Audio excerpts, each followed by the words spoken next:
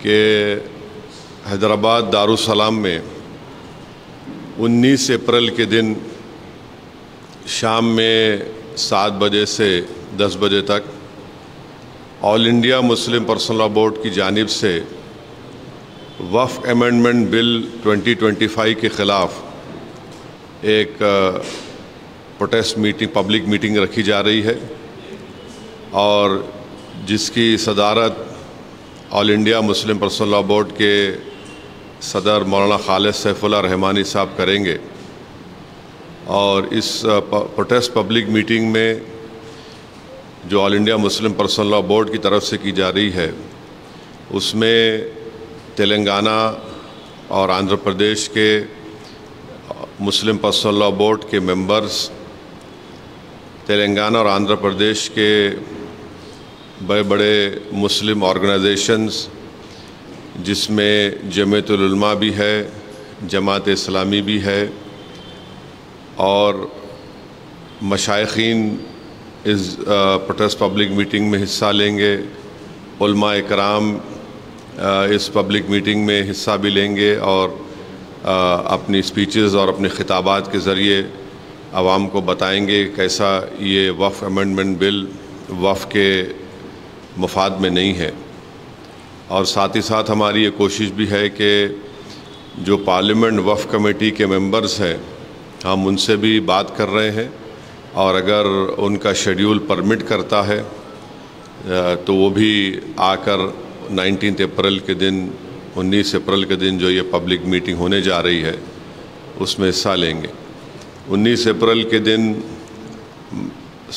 मगरिब की नमाज बाजमात दारुसलाम के ग्राउंड में अदा की जाएगी। उस नमाज में जनाब रिजवान कुरैशी साहब जो ख़तीब और इमाम मक्का मस्जिद है नमाज मगरिब पढ़ाएंगे और उसके बाद उनकी क़िरत से ही जलसे का आगाज़ होगा। तो ये एक अहम इत्तला मैं आपको बताना ज़रूरी समझता हूँ। और दूसरी बात यह है कि आप जानते हैं कि वफ़ अमेंडमेंट बिल जो नरेंद्र मोदी की सरकार ने लाया है वो अनकॉन्स्टिट्यूशनल है। वो हमारे भारत के आइन के आर्टिकल 14 का, आर्टिकल 15 का, आर्टिकल 25, आर्टिकल 26 और आर्टिकल 29 का एक ग्रेव वायलेशन है। और हम ये समझते हैं कि ये वफ़ अमेंडमेंट बिल वफ़ की प्रॉपर्टीज़ को बचाने के लिए नहीं लाया जा रहा है। वफ़ की प्रॉपर्टीज़ पर जो एंक्रोचमेंट हो चुका है उन एंक्रोचर्स को हटाने के लिए नहीं लाया जा रहा है।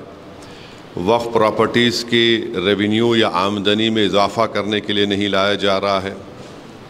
ना ही ये मुसलमानों के मुफाद में है, बल्कि ये तमाम अमेंडमेंट्स जो किए गए हैं बीजेपी और एनडीए के सपोर्टिंग पार्टीज़, चाहे वो टीडीपी हो, जेडीयू की नीतीश कुमार हो, चंद्राबाबू नायडू हो, चिराग पासवान हो, जयंत चौधरी हो, मांझी साहब हो या फिर कुमारस्वामी हो, तो इनकी सपोर्ट से बीजेपी ने एक काले क़ानून को बनाया है। और ये इस बात को बताता है कि मुसलमानों पर बीजेपी उनको शक की निगाहों से देखती है। और इसलिए देखती है क्योंकि हिंदू धर्म के एंडोमेंट बोर्ड में, जैन धर्म के एंडोमेंट बोर्ड में, सिख धर्म के एंडोमेंट बोर्ड में यहाँ पर सिर्फ उन्हीं के मज़हब का मानने वाला उसका मेंबर बन सकता है। इन धर्म के बोर्डों में लिमिटेशन एक्ट अप्लाई नहीं होता।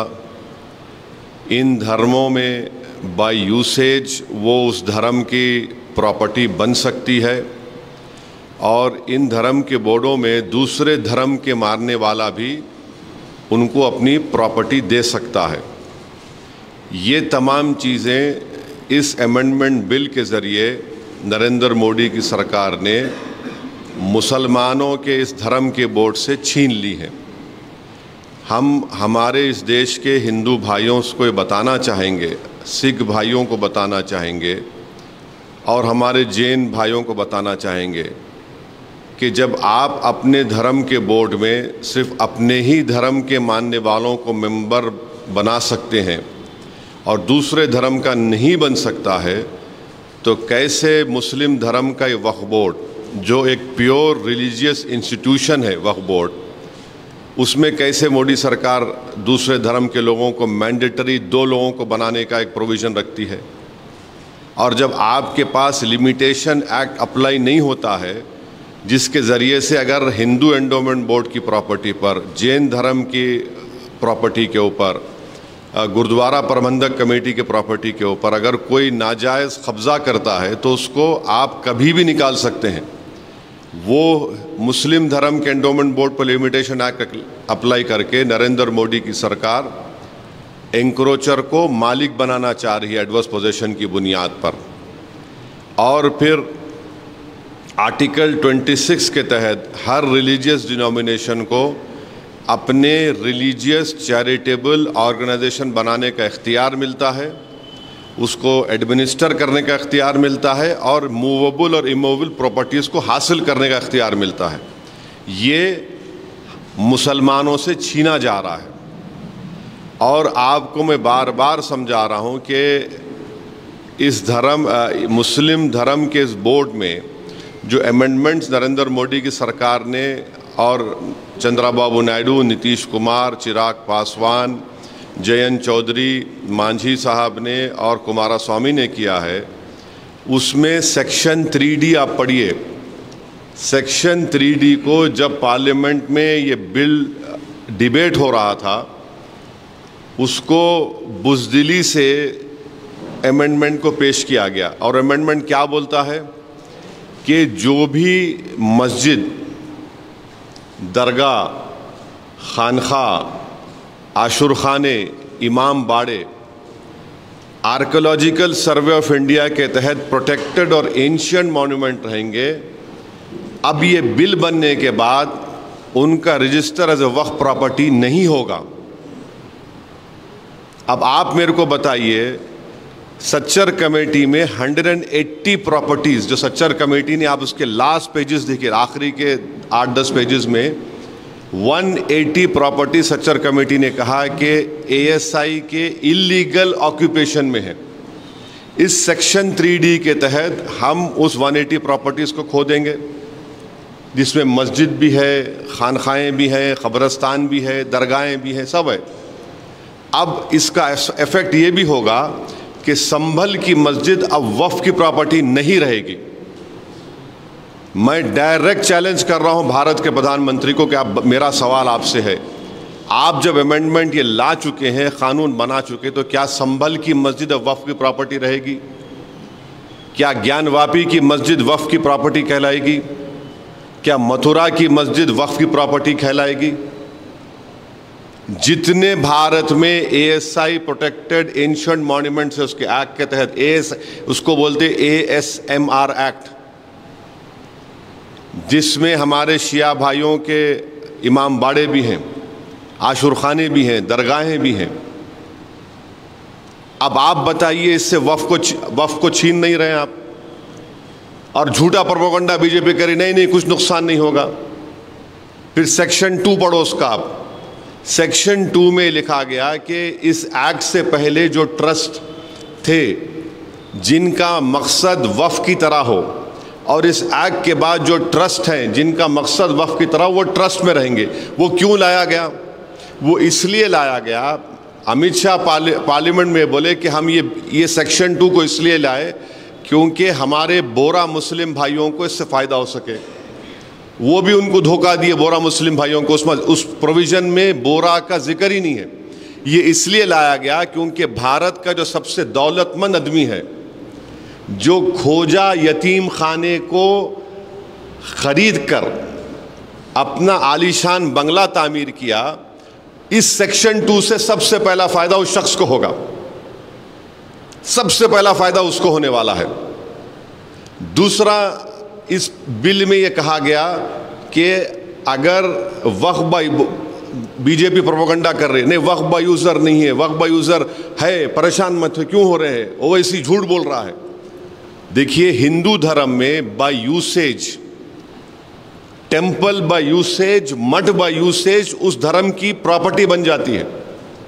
और हिंदू धर्म के जो बहुत बड़े जूरिस्ट है, उनका नाम है B.K. मुखर्जी। B.K. मुखर्जी एक जज थे, और B.K. मुखर्जी की किताब में उन्होंने क्लियरली लिख दिए कि हिंदू धर्म में बाय यूसेज वो उस डीटी की या मूर्ति की या उस मंदिर की प्रॉपर्टी या मठ की प्रॉपर्टी बन सकती है। अब मोदी सरकार जो है इतना गंदा काम किया है, मैलेफाइड है, कि ये बोल रहे हैं कि अगर वक्फ बाय यूसेज रहेगा, मगर अगर डिस्प्यूट होगा या फिर गवर्नमेंट प्रॉपर्टी होगी तो वक्फ बाय यूसेज नहीं होगा। अब मैं अगर वक्फ मेरी प्रॉपर्टी है, मैं अपनी गवर्नमेंट के खिलाफ अगर वक्फ बाय यूसेज को इस्तेमाल नहीं करूंगा तो किसके खिलाफ इस्तेमाल करूंगा? डिस्प्यूट क्या है? डिस्प्यूट कोई भी क्रिएट कर देगा, कोई भी जाके बोल देगा मेरी प्रॉपर्टी है, तो जब वक्फ बाय यूज खत्म हो जाएगा। और बार बार आपसे कह रहा हूं, ये सरकार झूठ बोल रही है। राम मंदिर के जजमेंट में, बाबरी मस्जिद राम मंदिर जजमेंट में सुप्रीम कोर्ट ने कहा वक्फ बाय यूज होगा, बाज़ाब्ता उन्होंने बताया कि उसका एविडेंस ये होगा, उसका पोजेशन होना चाहिए।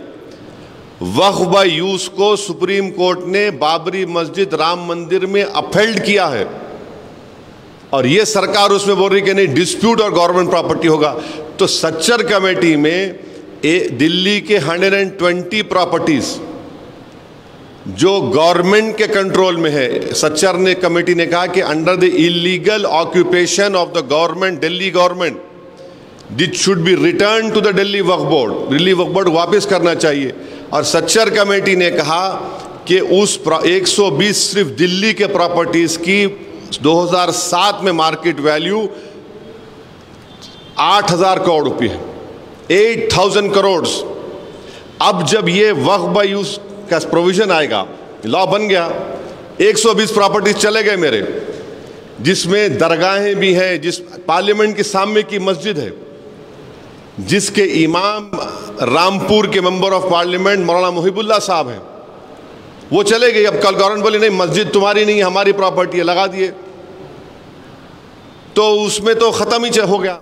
अब दूसरा ये है कि अगर मैं जाकर ASI के मॉन्यूमेंट से, मेरे जो सच्चर ने कहा, मैं जाके बोलूंगा गवर्नमेंट ने बिल में क्या किया कि गवर्नमेंट का डेफिनेशन जो होता है उसको इतना इनलार्ज कर दिया कि उसमें पब्लिक सेक्टर अंडरटेकिंग्स भी आ गए। अब मैं जाके बोलूंगा भाई मेरी है, तो बोलेंगे हम वक्फ बाय यूज खत्म कर दिया, आपका डॉक्यूमेंट नहीं है। अगर वक्फ बोर्ड जाकर बोलेगा वक्फ बाय यूज मैं इस्तेमाल कर रहा हूं, कोई खाबिज है, इंक्रोचर है, तो गवर्नमेंट बोलेगी नहीं हम तो लिमिटेशन एक्ट अप्लाई कर दिए, 12 साल के बाद उन्हें मालिक बन गया। कौन सा ऐसा प्रोविजन है जिससे वक्फ बोर्ड को फायदा पहुंचेगा, हमको बताइए। हम तो लूज कर रहे हैं हमारे पूरे प्रॉपर्टीज को, वक्फ की प्रॉपर्टीज को। आप सेक्शन 3D ला लिए, सेक्शन 2 ला लिए, सेक्शन 3C कर दिए, डेजिग्नेटेड ऑफिसर। अब डेजिग्नेटेड ऑफिसर कौन होगा बताइए? मेरा गवर्नमेंट से झगड़ा चल रहा, कई जमीनों पे कब्जा है गवर्नमेंट का, तो दुनिया का उस इंसाफ का उसूल ये है कि कोई भी अपने केस में जज नहीं बन सकता।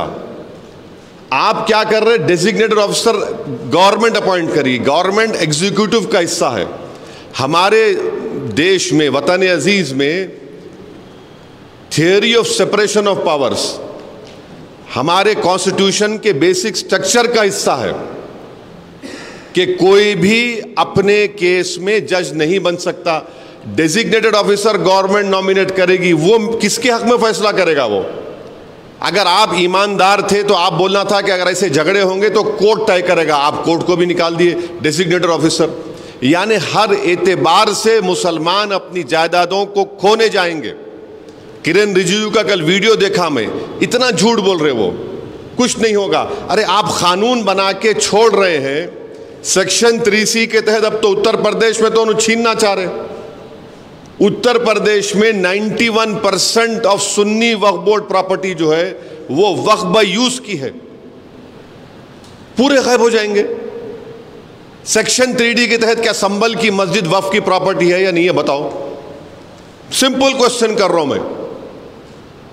तो ये सब इसलिए लाया जा रहा है ताकि मुसलमानों के रिलीजियस प्रॉपर्टीज को और उस धर्म के जो प्रॉपर्टीज है उसको उनसे छीन लिया जाए।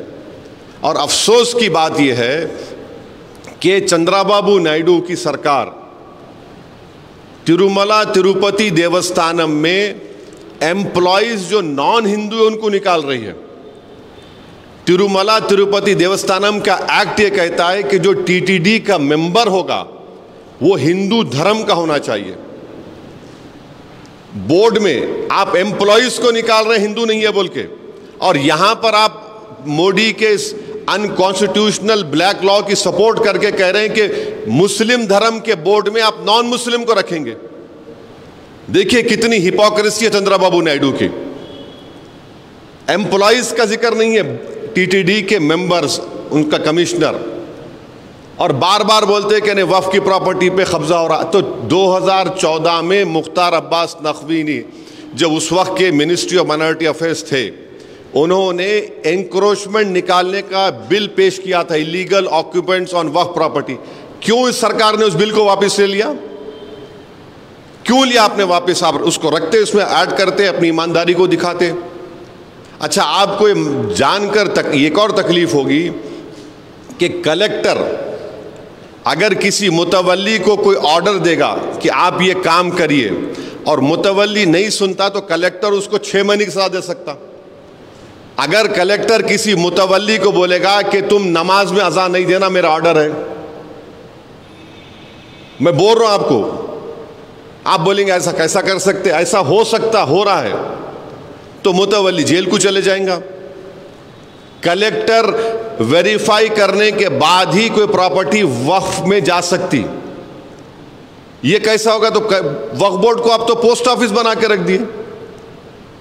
वक्फ board has become a post office, कि वक्फ बोर्ड को इख्तियार ही नहीं है। अच्छा, अब इस कानून बनने के बाद 6 महीने के अंदर, विद इन 6 मंथ्स, आपको पूरे प्रॉपर्टीज को पोर्टल पर रजिस्टर करना पड़ेगा। इंडियन ट्रस्ट एक्ट पढ़ लो आप, उसमें प्रोविजन है ही नहीं पोर्टल का। हिंदू धर्म में नहीं है, एंडोमेंट बोर्ड में, गुरुद्वारा प्रबंधक कमेटी में नहीं है। क्यों आप यहां पर कर रहे हैं? इसलिए कर रहे हैं कि जब आप पोर्टल पर रजिस्टर करने जाएंगे, मिसाल के तौर पे हमारे शौकत साहब सीनियर फोटोग्राफर हैं, ईश्वर रेड्डी साहब भी है। अब शौकत साहब एग्जाम कोई प्रॉपर्टी को रजिस्टर करने जा रहे हैं पोर्टल के ऊपर कि भाई ये वक्फ है, तो फौरन कोई भी रोड चलता आदमी बोलेगा नहीं नहीं शौकत की प्रॉपर्टी नहीं है, रजिस्टर नहीं होना।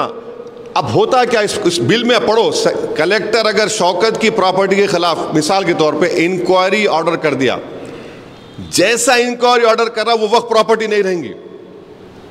It will not be a Waqf property till the completion of inquiry.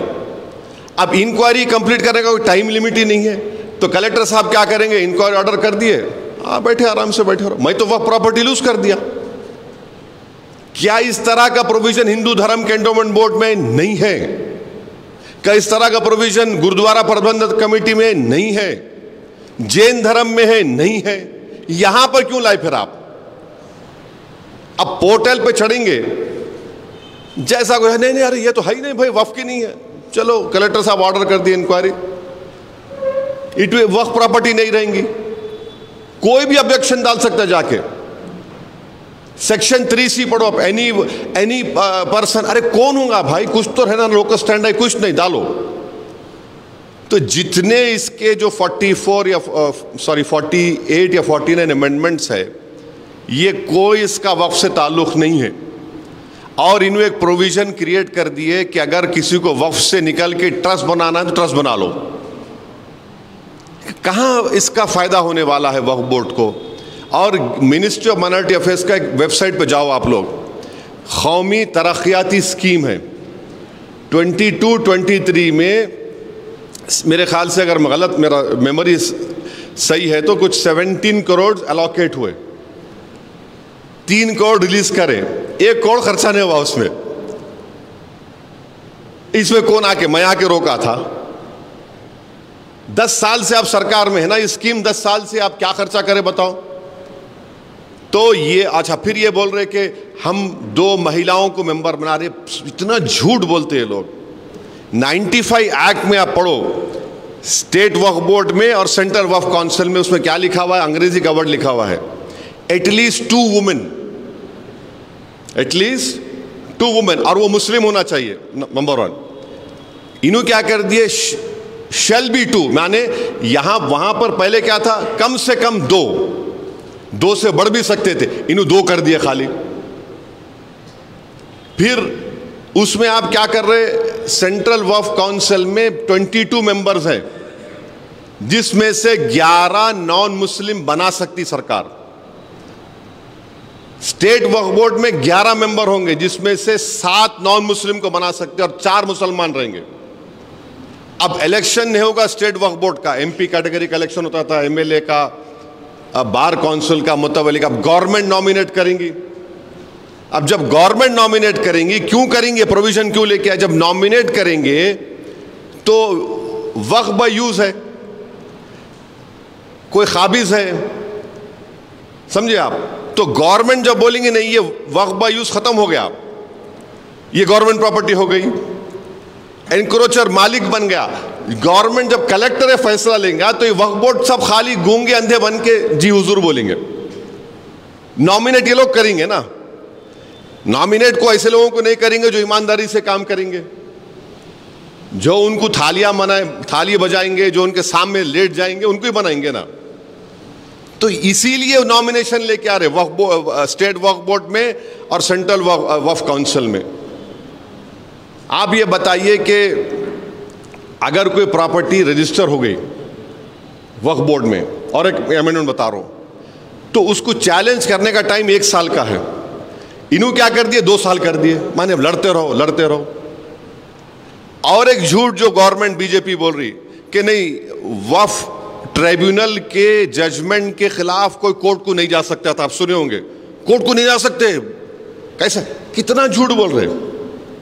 Bharat में 14 या 20 ऐसे ट्राइब्यूनल है, चाहे जिसमें मशहूर इनकम टैक्स ट्राइब्यूनल, एनजीटी का ट्राइब्यूनल, रेलवे क्लेम्स ट्राइब्यूनल, आपके ऐसे 14-15 ट्राइब्यूनल्स है, जिसके जजमेंट के खिलाफ आप हाई कोर्ट जा सकते, मगर रिव्यू पिटीशन डाल सकते, रिव्यू पिटीशन। और जब हाई कोर्ट जाता तो हाई कोर्ट पूरा रिकॉर्ड देख सकता।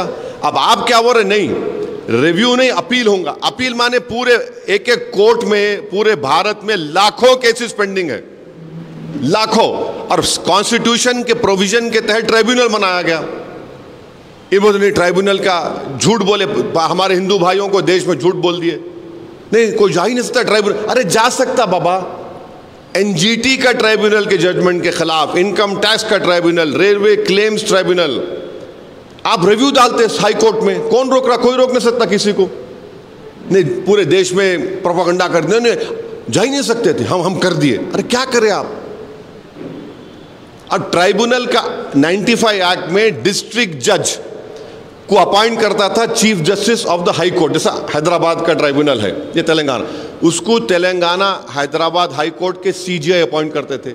जब वो अपॉइंट करते थे तो उनके एडमिनिस्ट्रेटिव कंट्रोल में रहता आदमी वो डिस्ट्रिक्ट जज। अब आप क्या बोल रहे, रिटायर्ड को बना सकते, जब रिटायर्ड को बनाएंगे तो उन्हें तो chief justice of high court के एडमिनिस्ट्रेटिव कंट्रोल में नहीं रहेगा।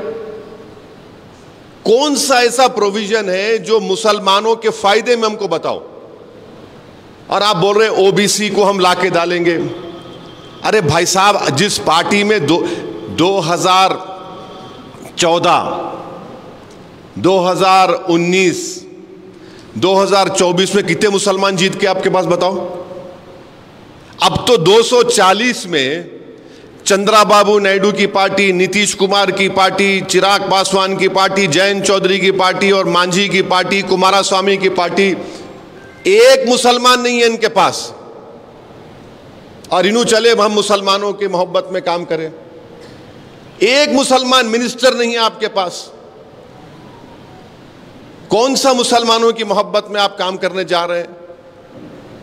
तो ऑल इन ऑल ये है कि ये वक्फ की बर्बादी के लिए, मस्जिदों को, दरगाहों को, खानखाओं को छीनने के लिए। और आखिरी अमेंडमेंट की बात कर रहा हूं, एक वक्फ बाय इवैक्यू प्रॉपर्टी होते, यानी जो लोग भारत को छोड़ के चले गए दूसरे कंट्री को, जाने से पहले वो बोले ये मेरी प्रॉपर्टी है, मैं वक्फ कर रहा हूँ, उसको वक्फ करके चले गए। और ख़ास तौर से इन पर्टिकुलर एग्जाम्पल दे रहा हूँ आपको, हरियाणा में, पंजाब में ऐसे, मैंने, अगर मैं गलत नहीं कह रहा हूँ, बल्कि हज़ारों एकड़ के करीब या 100 एकड़ करीब ऐसे ज़मीनात हैं, उसका रेवेन्यू आता पंजाब हरियाणा, पंजाब के वक्फ बोर्ड को, हरियाणा के वक्फ बोर्ड को।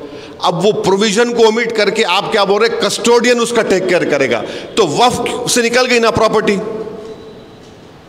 वक्फ से निकल गई प्रॉपर्टी। वो क्यों करे आप? वो किसको, रियल एस्टेट को फायदा पहुंचाना चाह रहे, बताओ आप। ये ऑल इन ऑल है। मैं इतना लंबा और बोल सकता हूं, मगर जो बेसिक, जो अहम अमेंडमेंट जो गवर्नमेंट करी है, जिससे वक्फ को बर्बाद करने की पूरी कोशिशें की जा रही है, हम इसके खिलाफ एहतजाज कर रहे हैं। All India Muslim personal law board ने जो फैसला लिया है, हम उसकी तायीद करते हैं।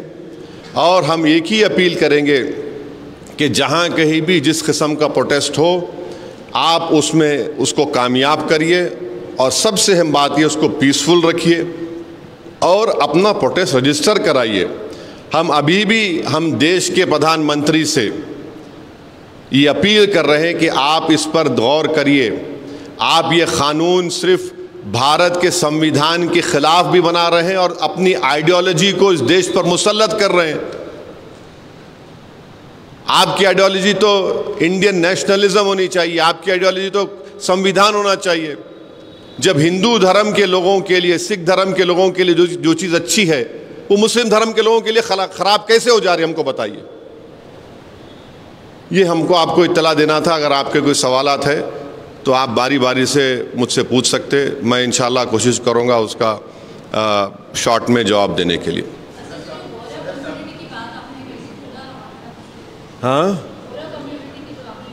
अमित शाह अपनी स्पीच में और पार्लियामेंट की जो वक्फ कमेटी है उसकी रिपोर्ट में लिखा गया कि ये प्रोविज़न हम बोरा कम्युनिटी के लिए ला रहे हैं, सेक्शन 2 का। मगर उस प्रोविज़न में उनका नाम ही नहीं है ना मैडम, उनको धोखा दे दिया आप।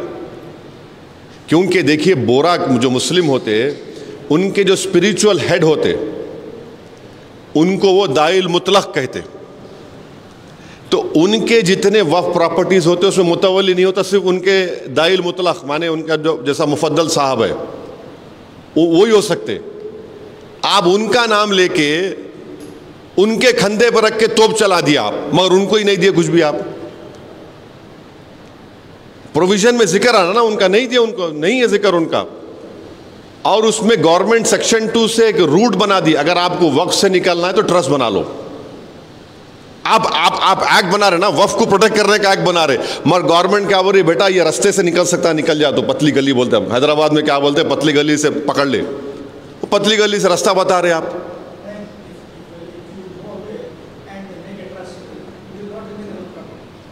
They are saying if you create a trust now, you can come out of waqf. अब आप बताइए, is this in the interest of waqf? आप पूरा बाजा बजा रहे हिंदू भाइयों में जाके, और हम ऐसा कर दिए। अरे तुम रास्ता बता रहे निकलने का, तुम कैसा रास्ता बनाते हैं ट्रस्ट का? एक मिनट, आप पूछिए ईश्वर जी क्या कहा। देखिए, मैं वेस्ट बंगाल गवर्नमेंट का स्पोक्स पर्सन नहीं हूँ ईश्वर रेड्डी साहब, अनफॉर्चुनेटली। नहीं, मैं किसी गवर्नमेंट का भी स्पोक्स पर्सन नहीं हूँ। मैं अपनी पार्टी की तरफ से ये बात करने के लिए आया हूँ, और वेस्ट बंगाल की जो सरकार है उनके पास कॉम्पिटेंट लोग हैं, और मुझे यकीन है कि वो कॉम्पिटेंट लोग आपके सवाल का बेहतरीन जवाब दे सकते हैं। और आपको सिर्फ एक टेलीफोन कॉल करना है उनको, आप कॉल करो, बोल देते आप। हाँ हाँ हाँ,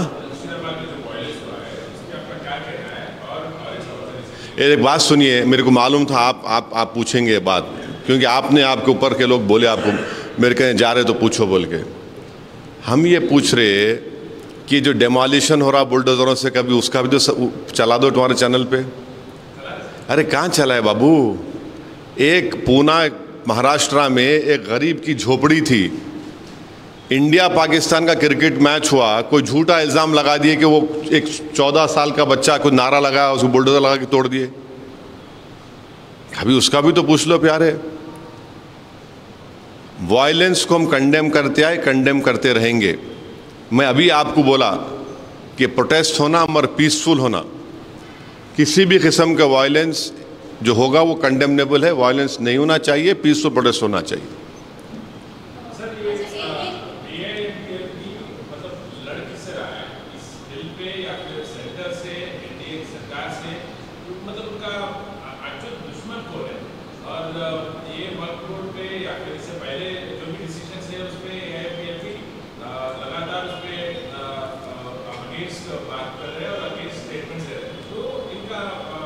नहीं, तुम्हारे ज़रा मैं समझ में नहीं आता, अंग्रेजी में पूछ लो मेरे से, अच्छा रहता, मैं क्लैरिटी से बोल सकता हूँ। वरना नहीं, तुम जो बोल रहे ना डबल मीनिंग आ रहा उसमें, तो तुम ज़रा इंग्लिश में पूछ लो, क्लैरिटी से पूछ लो, मैं बोलता हूँ।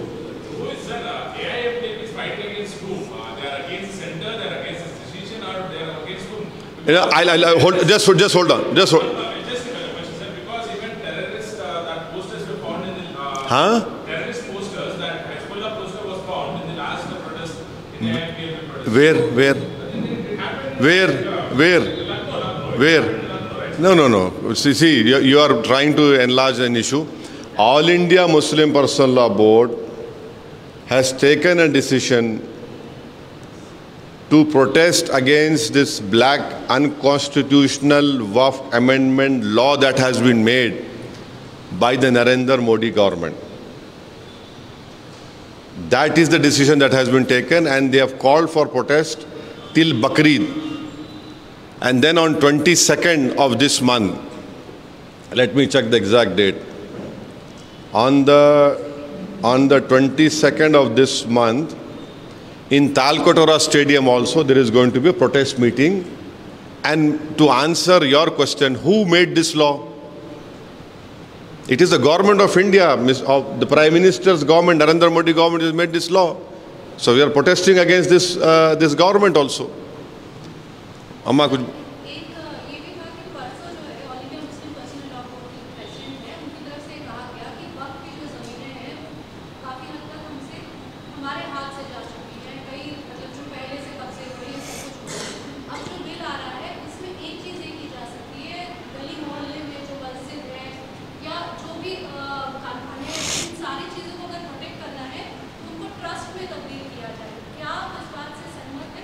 नहीं, मैं अपनी बात कर रहा हूँ। मैं पर्सनल लॉ बोर्ड, नहीं सुनिए, पर्सनल लॉ बोर्ड के स्पोक्स पर्सन है, वो आपके सवाल का जवाब देंगे। मैं अपनी बात कर रहा हूँ। मैं पार्लियामेंट में जो बोला हूँ और पार्लियामेंट की जो जॉइंट वर्किंग कमेटी में जो हमारे डिलिब्रेशंस हुए, जो हम अपनी बात को रखे, और मेरी जो डिसेंट रिपोर्ट है जो 122 पेजेस के ऊपर मुश्तमिल है, My dissent report is publicly available. I would request each and every right-thinking Indian to please read it. उसको पढ़िए आप। मैं यकीन जानिए, आप उसको पढ़ेंगे तो मुझे यकीन है कि आपके दिलों में जो शक और शुबा है, जो सस्पिशंस हैं, जो गलत फहमियाँ हैं, वो क्लियर हो जाएगा। और ये बार बार बीजेपी बोलती है, अरे नहीं, ये लोग तो जहाँ दस्ती रखे इनकी वक्फ हो जाती। कोई होता क्या ऐसा? बोलिए आप। दस्ती रखे तो वक्फ क्यों जाती? मैं दस्ती नहीं रखा, मैं पार्लियामेंट में 20 साल से पढ़ रहा हूँ। पार्लियामेंट नमाज में मेरी हो गई, पार्लियामेंट 20 साल से पढ़ रहा हूँ पार्लियामेंट नमाज में, कोई कोने में जाके। अगर टाइम मिला तो शाम में मस्जिद चले आता हूँ। बाज़ वक़्त डिबेट्स ऐसे चलते पार्लियामेंट में कि आपको स्पेशली मगरिब का टाइम कम रहता आपके लिए, तो आपको पार्लियामेंट में हम कोने पढ़ते। मैं नहीं, बल्कि हमारे असराउल्लाह कासमी मरहूम, जनाब बर्क साहब, ऐसे कई एमपीज़ को हम तो बाज़ कोने में साथ पढ़ लेते थे। क्योंकि आप जब अपने घर से दूर जाते तो सफ़र की नमाज होती, खसर बोलते, कम नमाज छोटी हो जाती हो, तो मेरी हो जाती पार्लियामेंट। तो कोई समझने की बात तो होना ना। और ये आप बोल रहे नहीं आपकी प्रॉपर्टी वक्फ कर सकते, आपकी प्रॉपर्टी वक्फ हुई ना। आप एएसआई कब बना? एएसआई कब बना? 1880 में एएसआई बना ना। अब मक्का मस्जिद जब बनी एएसआई था क्या वहां पे? चार मीनार जब बना जब एएसआई था क्या? लाल किला जब बना एएसआई था क्या? कुतुब शाही मस्जिदें अपने हैदराबाद में ईश्वर अली साहब देखे जब एएसआई था क्या? वो क्या था? वक्फ बाय यूसेज है, बाय यूसेज वक्फ है वो। आज आप बोल रहे नहीं एएसआई में आ गया तो मेरी हो जाती, वक्फ की नहीं थी। ये तो नाइंसाफी है ना। ये तो अब छीन रहे मुझसे आप मेरी प्रॉपर्टी को। संभल का केस चल रहा, पूरा संभल का केस चल रहा, आज आप लॉ बना दिए नहीं, it is not a Waqf property. What will remain of the Sambhal Masjid then? ऐसे कई आप जो काम नहीं कर सकते थे ये लॉ से कर रहे हैं पूरा।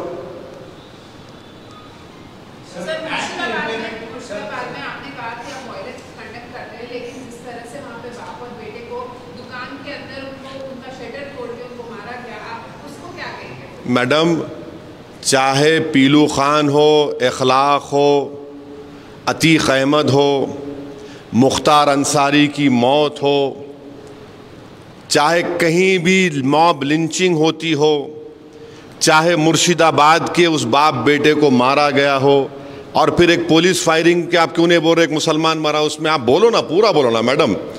दो लोग ऐसा मरे, पुलिस फायरिंग में मुसलमान मरा। हम हर वायलेंस को कंडेम करते हैं, बल्कि हम तो नाथूराम गोडसे जो करा उसको भी कंडेम करते हैं। इस देश का सबसे पहला आज़ाद हिंदुस्तान का टेररिस्ट था तो नाथूराम गोडसे था। और इस देश में पिछले 10 साल में तो 11 साल में तो मुसलमानों के खिलाफ नफरत को इंस्टीट्यूशनलाइज कर दिया गया है, इंस्टीट्यूशनलाइज कर दिया गया है। अब हमको ये बात समझ में नहीं आ रही कि आप लोग इतनी देर से कोई ये सवाल नहीं कर रहा कि ज्योतिबाई फूले के ऊपर पिक्चर बन रही है और उस पिक्चर में ये फैक्ट है कि दलितों के ऊपर जुल्म हुआ, हो रहा है और होता रहेगा। उस जमाने में ज्योतिबाई फूले और सावित्रीबाई फूले जब अपनी तहरीक का आगाज किए थे तो उस जमाने में दलित जो है अपने इस सीने के सामने एक क्ले पॉट को लगा के और अपनी पीठ के पीछे एक झाड़ू को लगा के, चाके जब वो चलता था तो अपर कास्ट के लोग जो थे वो ये बोलते थे कि तू हमारी जमीन पर नहीं चला ना, थूकना, तो उन्हें थूकता था बेचारा तो अपने उस क्ले पॉट में, और पैरों के कदमों को अपनी झाड़ू से साफ करता था। उस सीन को निकालो, बोल रही गवर्नमेंट ऑफ इंडिया ये। यानी नरेंद्र मोदी हर पिक्चर को प्रमोट करते, क्यों नहीं पिक्चर को प्रमोट कर रहे ज्योतिबाई फूले के पिक्चर को? हिस्टोरिकल फैक्ट है ना ये कि अपर कास्ट के लोग उस जमाने के दलितों को बोलते तुम हमारी बस्ती में आ रहे तो अपने गले में क्ले पॉट रखो और पीछे झाड़ू लगा के, ताकि तुम्हारे कदमों के निशान मिटते जाए और तुम थूकना है तो उसमें थूको। ये फैक्ट है, ये कौन डिनाई कर सकता? नरेंद्र मोदी पिक्चर प्रमोट कर रहे ना, कौन से पिक्चरों को प्रमोट करें? ये पिक्चर को प्रमोट करो। क्यों सीबीएफसी बोल रही कि निकालो ये सीन, निकालो वो सीन, निकालो वो सीन निकालो? क्योंकि अपर कास्ट के लोगों को तकलीफ हो रही। ये कौन सा इंसाफ है बताइए आप? हम पूरे अपर कास्ट को नहीं बोल रहे, उस जमाने में जो अपर कास्ट के लोगों ने किया हम उसको बोल रहे हैं, वो फैक्ट है ना। आप उसका सवाल ही नहीं कर रहे। ये फैक्ट है, ये भी देख लो आप जरा।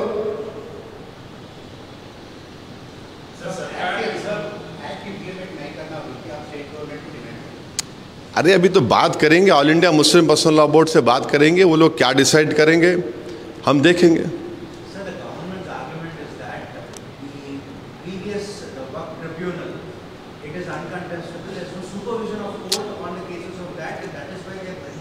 Please understand, this government believes in theory of confusion and they are not telling you the full truth. The full truth is that there are many tribunals in our country which are formed under an article of the Constitution, and any of the decisions or judgments that a tribunal has been gives, you file a review petition in the High Court. Right? You don't file an appeal.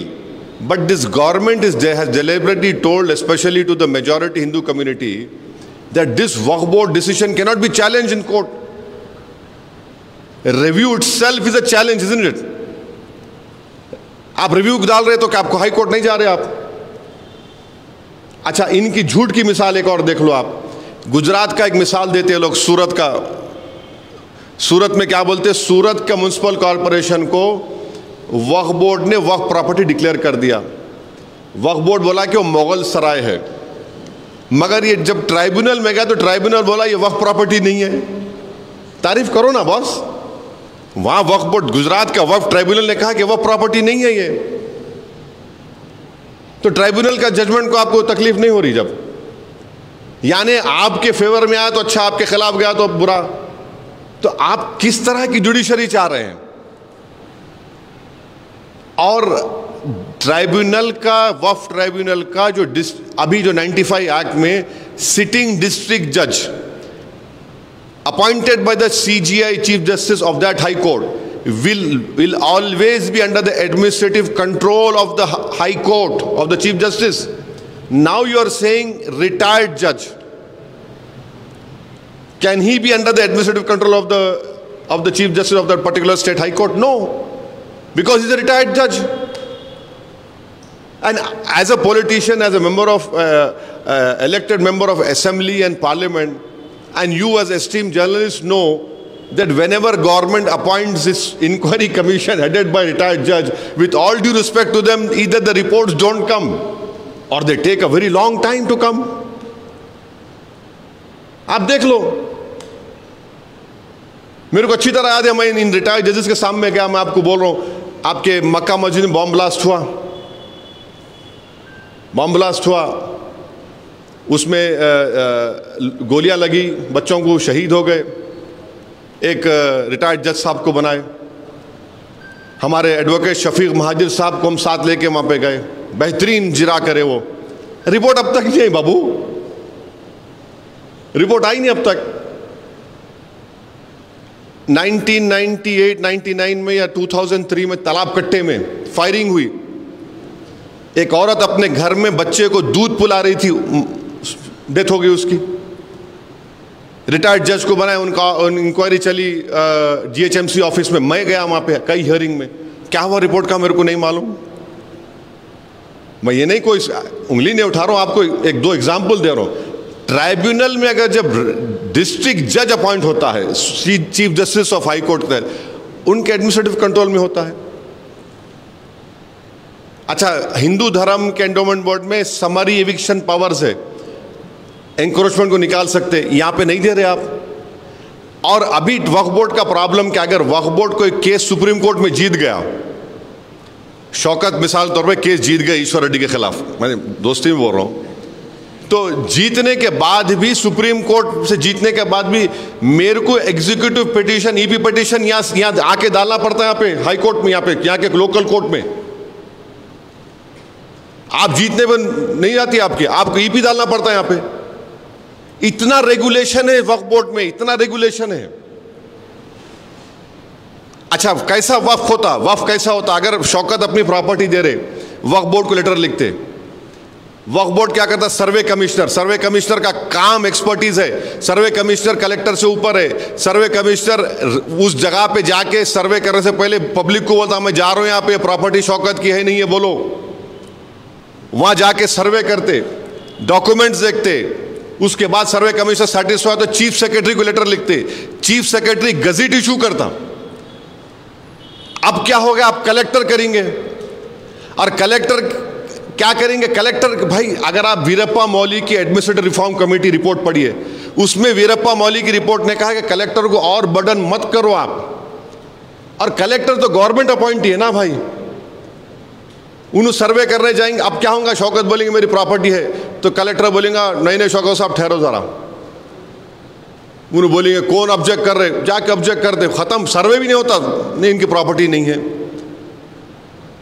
अरे क्या है भाई, आप कौन सा काम कर रहे वक्त के लिए, हम पूछना चाह रहे। तो ये चीजें हैं।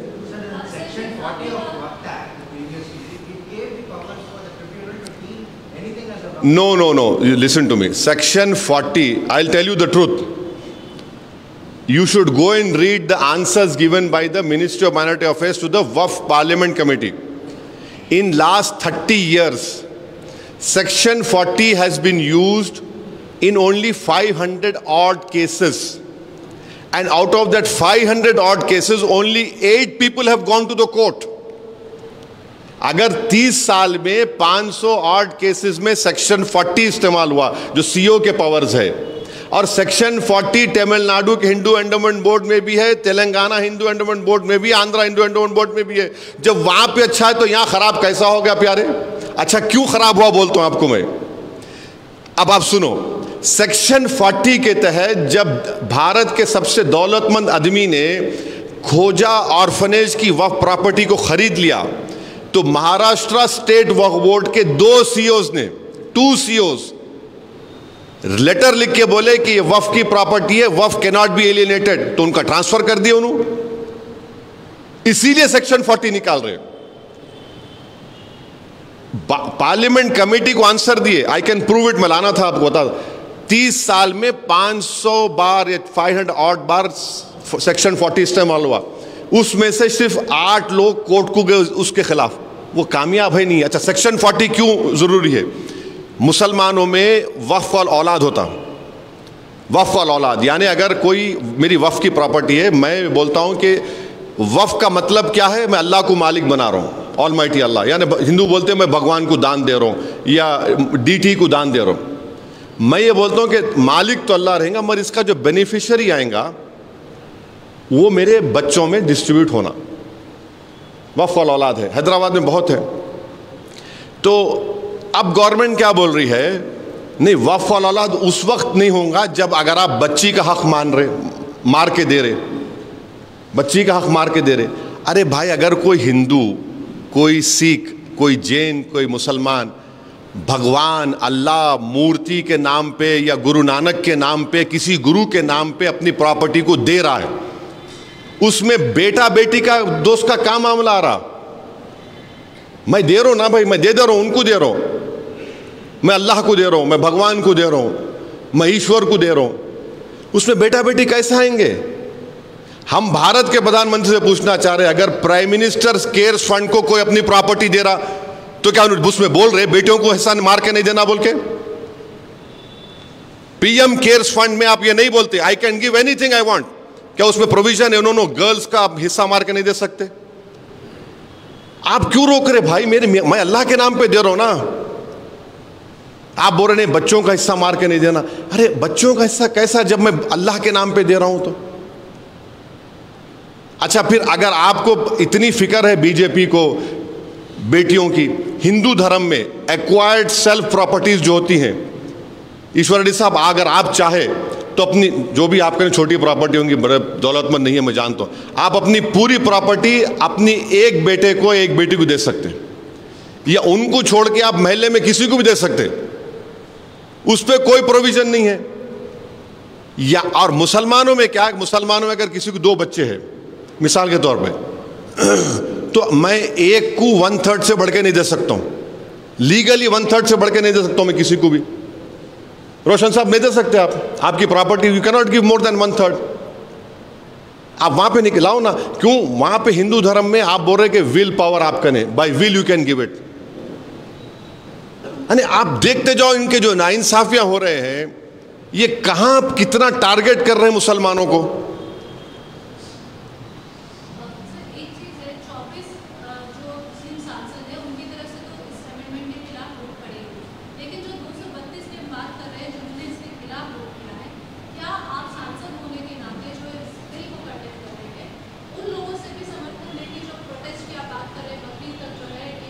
नहीं मैडम, देखिए वो लोग तो पार्टी विप की बुनियाद पे और पार्टी डिसीजन की बुनियाद पे अपना फैसला लिए ना, तो उनको नहीं हम तो आज भी बोल रहे हैं कि आप जो काम करें गलत काम करें। चंद्रबाबू नायडू जो है, चंद्रबाबू नायडू मैं समझता था कि बहुत हिस्ट्री के अच्छे स्टूडेंट हैं। मैं 94 से 2004 तक एमएलए था। ईश्वर रेड्डी साहब के बाल काले थे, शौकत साहब के बाल काले थे, मेरे भी बाल काले थे। जब 1999 में चंद्रबाबू नायडू कुलाटी मार के, सेकेंड टाइम कुलाटी मार के अटल बिहारी वाजपेयी को सपोर्ट करे। 2002 गुजरात हुआ। ईश्वर रेड्डी साहब आप मेरे को करेक्ट करना, नहीं 100 टन चावल लेके बोले मेरे को 100 टन चावल मिले, बोले नहीं बोले। आप देख लो, हजरत गूगल पे जाके देखो आप। 2002 में गुजरात को में सपोर्ट करे जब बीजेपी को, 2004 से लेके 2014 तक चंद्रबाबू नायडू पावर में नहीं थे। अब चंद्रबाबू नायडू ऐसा रॉन्ग डिसीजन लेके अपने बेटे लोकेश का फ्यूचर परेशान कर दिए। वो उन्होंने तो 70 के 76 के हो गए ना आप, हाँ 70 और 75। अरे वो बच्चे का फ्यूचर है ना बाबू साहब। आप गलती करें 10 साल, अच्छा डिवीजन ऑफ तेलंगाना आंध्रा के बाद ही पावर में आए ना आप। अगर डिवीजन नहीं होता तो आप आते ही नहीं थे। तो इतनी बड़ी गलती कर दी है। नीतीश कुमार, बिहार का एंडोमेंट बोर्ड जाके देखो आप, 1950 का एंडोमेंट बोर्ड का कानून है, उसमें क्या बोल रहे, खाली हिंदू मेंबर बन सकता। अच्छा, कॉन्स्टिट्यूशन में आर्टिकल 25 में हिंदू के डेफिनेशन में हिंदू है, सिख है, बौद्ध है, जैन है। बिहार में आके क्या बोल रहा, ओनली हिंदू, यानी सिख भी नहीं बन सकता उसमें। हमारे हिंदू भाइयों को हम बोल रहे हैं कि भाई जब आपके लिए अच्छा है तो हमारे लिए बुरा क्यों है। ठीक है, आप असदुद्दीन ओवैसी से नफरत करो, रोज गाली दो मेरे को उठ के, रोज SMS करके गाली दो, मेरी फोटो को देख के थूक लो, आप जो करते करो, मगर ये तो समझो आपको ऊपर वाला भगवान अल्लाह आपको दिमाग दिया ना, सोचो आप ये आखिर ये नाइंसाफी नहीं है, डिस्क्रिमिनेशन नहीं है, तो फिर क्या है बोलिए आप। ये सौतेला सुलूक है हमारे से।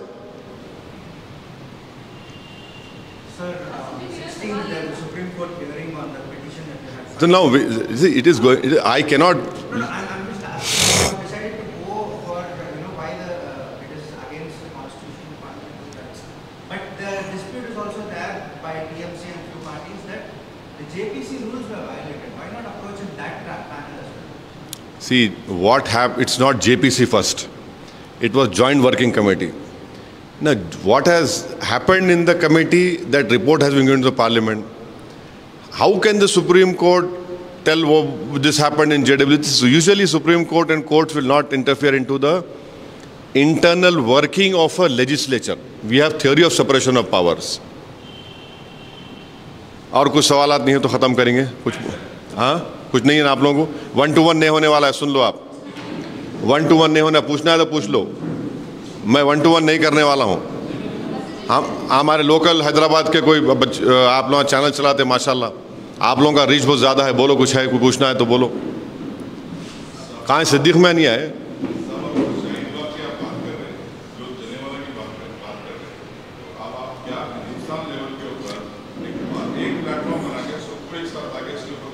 देखिए एक platform all India Muslim personal law board, जिसमें हर मकतब फ़िक्र के, हर मसलक के लोग, ज़िम्मेदार लोग उसके मेंबर हैं। यहाँ पर 1.5 ईंट की दीवार उठाना है, मस्जिद बनाने का चक्कर नहीं है। All India Muslim personal law board हमारे लिए एक मुअज़्ज़ज़ ऑर्गेनाइजेशन है और उनका जो फ़ैसले हुआ है हम उस फैसले की तायद करना चाहिए।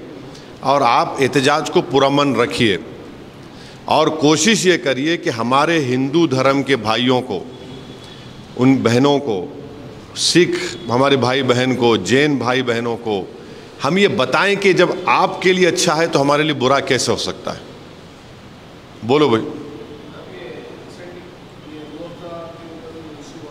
हाँ, अब देखिए, अब तो शरबत जिहाद हो रहा है। लव जिहाद से शुरू हुआ, ज़मीन जिहाद हो गया, अब शरबत जिहाद हो रहा है। जॉब जिहाद था।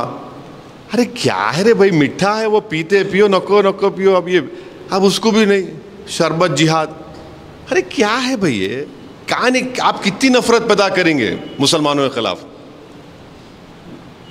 अरे आपको अपना प्रोडक्ट बेचना है, बेचो, मगर उसमें जिहाद क्यों लेके आ रहे भाई उसमें आप। अरे कैसा होगा ऐसा अगर आप इस मुल्क को ऐसा चलाएंगे। विकसित भारत हम बनना चाह रहे, हम भी बनना चाह रहे विकसित भारत। आप विकसित भारत ऐसा बनेंगे जिस देश की 18 करोड़ आबादी को इस तरह जलील और रुस्वा करके, उनके ईमान पर हमला करके, उनकी मस्जिदों को छीन नहीं करें, कैसा विकसित भारत बनेगा। हम कैसा चीन से मुकाबला करेंगे। और टैरिफ का तो देखो आप, मैं टैरिफ का सबसे पहले आदमी था, टैरिफ के बारे में बोला था। अभी टैरिफ का देखो तमाशे होने वाले हैं। कितना परेशानी होने वाली डेयरी इंडस्ट्री को देखो आप। अब वो बायलैटरल एग्रीमेंट होगा, सितंबर तक पहला उसका होगा, अल्लाह को मालूम क्या क्या होने वाला है।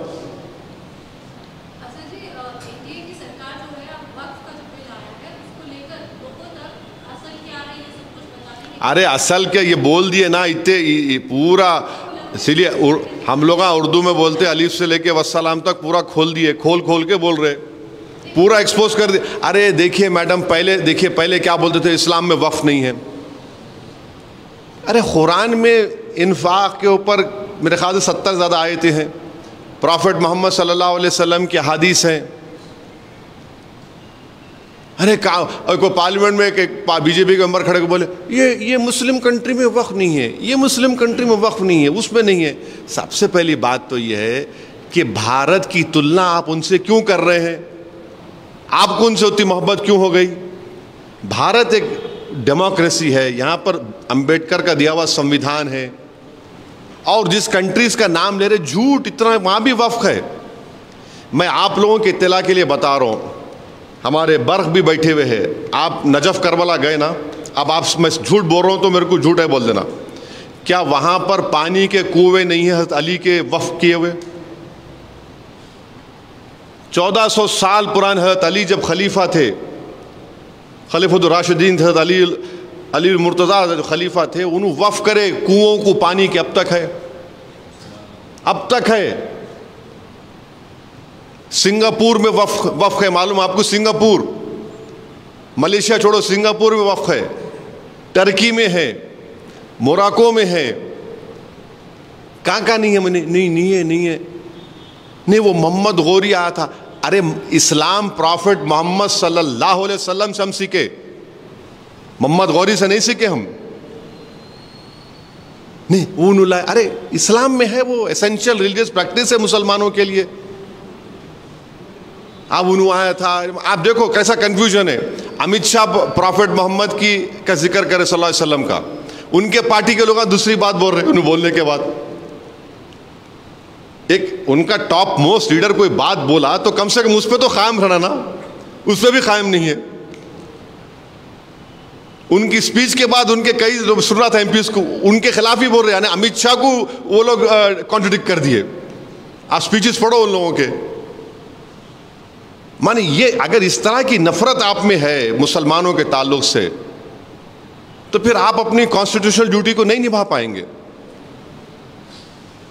Thank you. तो आप लोग आइए 19 तारीख के दिन प्लीज, सब आप लोग।